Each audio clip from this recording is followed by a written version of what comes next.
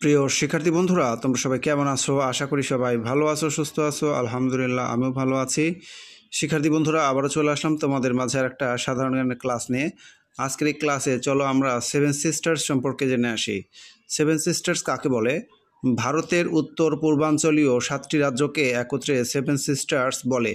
Seven সিস্টার্সভুক্ত রাজ্যগুলো হলো আসাম, মিজোরাম, ত্রিপুরা, অরুণাচল, মেঘালয়, নাগাল্যান্ড, মণিপুর।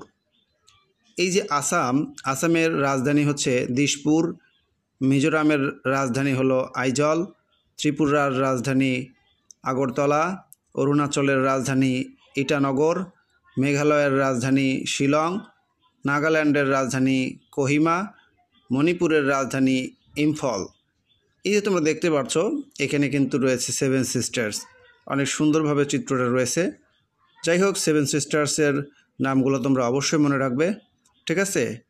আর তোমাদের আরও কিছু তথ্য এখানে দিয়ে দেই। সেটা হচ্ছে সেভেন সিস্টার্সভুক্ত যে রাজ্যগুলোর সাথে বাংলাদেশের সীমান্ত সংযোগ রয়েছে সেগুলো হলো 4টা: আসাম, মেঘালয়, মিজোরাম, ত্রিপুরা।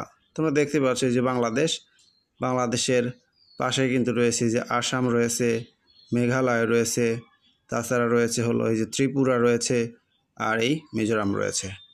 আচ্ছা, এরপরে দেখো ভারতের সেভেন সিস্টার্স যে রাজ্যগুলোর সাথে বাংলাদেশের সীমান্ত সংযোগ নেই 3টা: নাগাল্যান্ড, অরুণাচল, মণিপুর।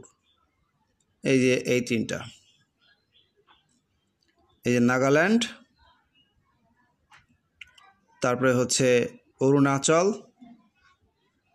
আর মণিপুর।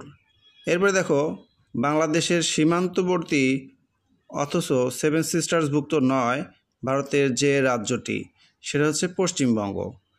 উত্তর পূর্বাঞ্চলীয় নয় বলে। যাই হোক, ভারতের ত্রিপুরা সীমান্তবর্তী বাংলাদেশের জেলা হচ্ছে কুমিল্লা।